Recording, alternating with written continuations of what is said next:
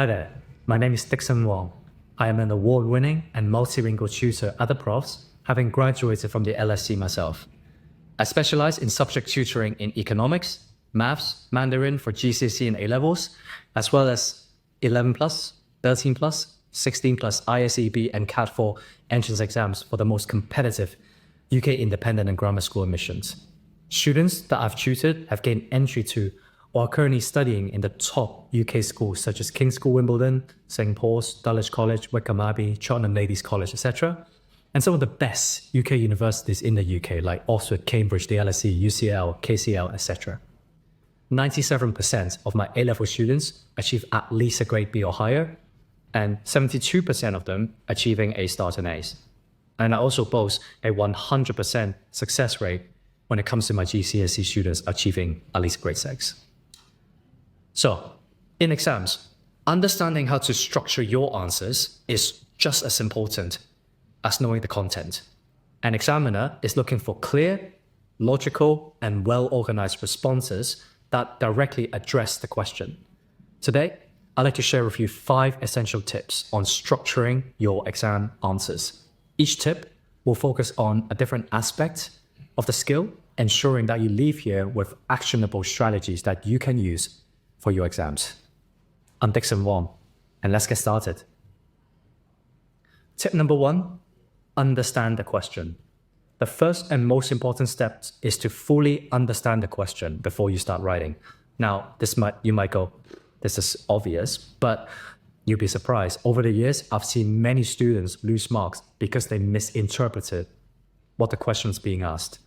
It was like me asking for a recipe to bake a cake only to be given the best cookbook on how to make pasta. Nice as that was, it wasn't relevant to what I asked. So to avoid this in the exam, look for command words like evaluate, compare, explain, etc. These words guide you on how you structure your response. For example, evaluate means you need to weigh up the pros and cons and offer a judgment. Discuss requires a detailed examination of different perspectives. Explain means breaking down the information into smaller components and say how they build on top of each other. If the question is on the longer side, try breaking down the question and rephrase the question in your own words if you don't understand it at the very first instance.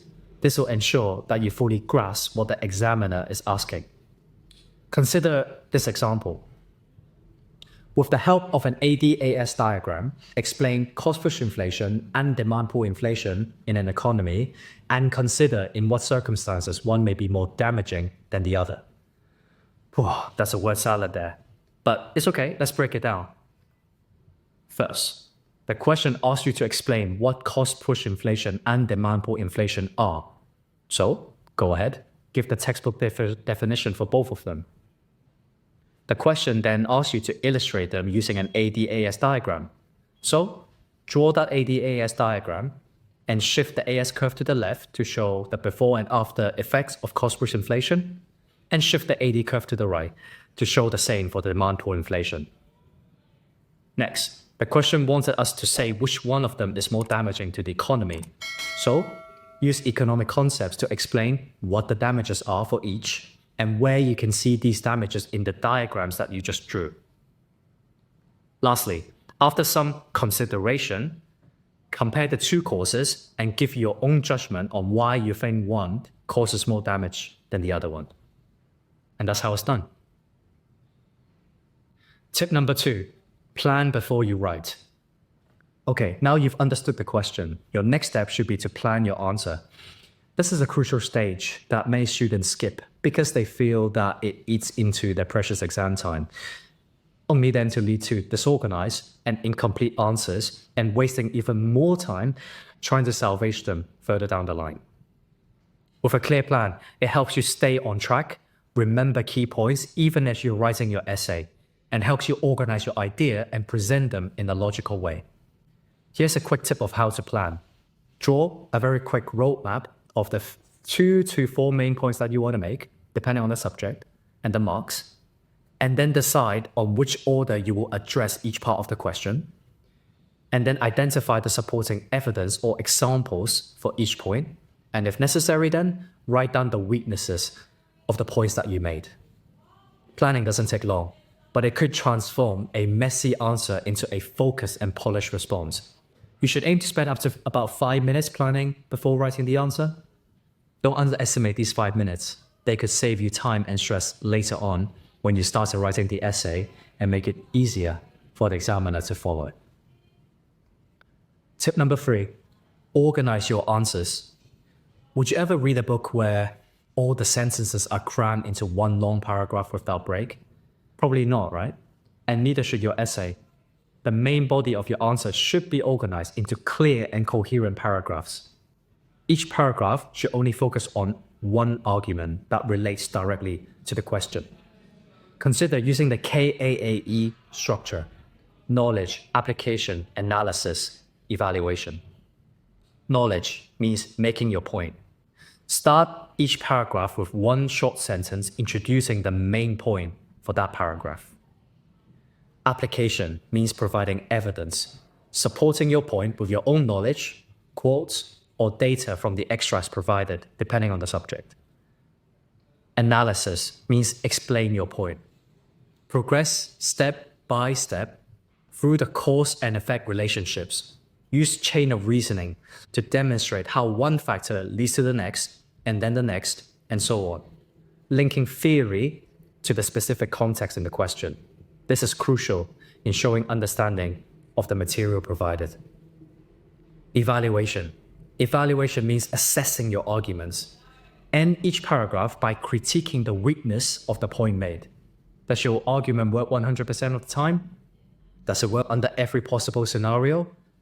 Are there limitations to the data or the assumptions made by that theory? Are there other alternative solutions to the problem, etc.? Tip number 4, use evidence and examples effectively. Supposing your points with evidence and examples are essential to building a convincing argument in your answers. It's not enough to just state your opinion. You got to back it up with facts. Evidence shows that your points are based on real data or well-researched information rather than just mere assumptions. In subjects like economics, history, or sciences, this could be quotes, statistics, or case studies. In subjects like English literature, this could be textual analysis or quotations from the text. How do you apply the evidence though? Well, introduce the evidence clearly, explaining where you obtain them from. Is that a book? Is it an article? Is it a news source? Is it a historical event? And then ensure that your evidence directly supports your point. Try to avoid dumping facts that are not relevant to the argument. After presenting the evidence, explain why it is important and how it relates to your main argument.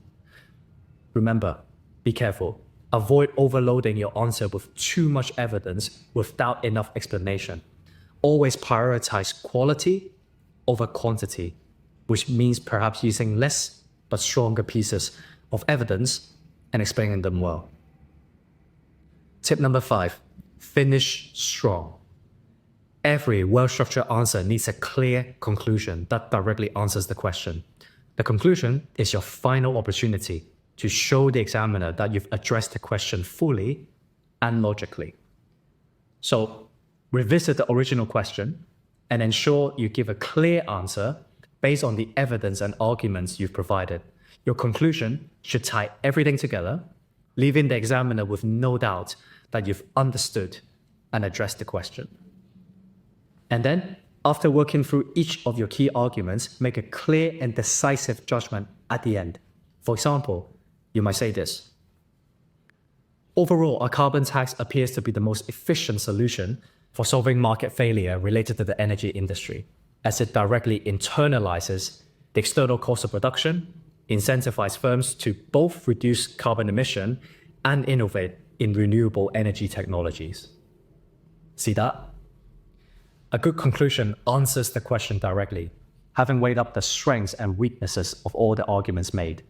It shows that your final judgment is well thought out, wraps up your overall response neatly, and leaves a good impression to the examiner. So to conclude, if you want to succeed in your exams, structuring your answers effectively is crucial. By understanding the question, planning your response, organizing your answer in the clear paragraphs, backing up your point with evidence, and concluding effectively, you'll maximize your chances of getting that top grade.